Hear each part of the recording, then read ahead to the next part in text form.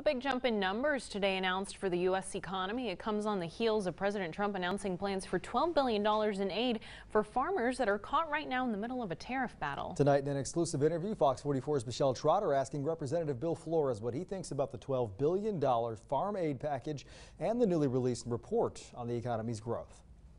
Look, our farmers are important because they grow our food, they grow our fiber, and they grow our fuel.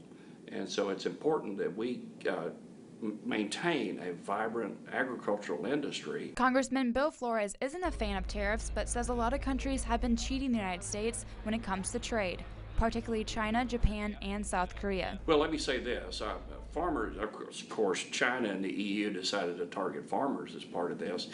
Fortunately, we as the United States government stepped in and took part of the tariff revenue that we're receiving and used that to provide insulation and protection for our nation's farmers. President Trump says because of the tariffs, the U.S. is on the path to new free trade agreements with South Korea and the European Union. Also, one of the things that people don't realize, there have been over 20 announcements by domestic steel and aluminum manufacturers to build new investments in capacity here in this country, and that's good for American workers. The Republican says because of the retaliatory tariffs levied by China and the EU, the president had to provide a $12 billion protection to our farmers. Will there be short-term pain? Yes, there will be short-term pain, but the long-term benefits could be huge. Flores says today's announcement that the gross domestic product, or GDP, grew at a 4.1% in the latest quarter shows the country is on the right path. And it shows that our policies really do work, and they do make a difference when it comes to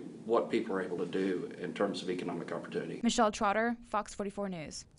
Flores also commenting on the passage of John McCain's National Defense Authorization Act for the next fiscal year. The congressman says the bipartisan bill strengthens military training and readiness, makes critical investments in defense systems, and boosts national security research and development. Additionally, it gives our troops a well-deserved pay raise.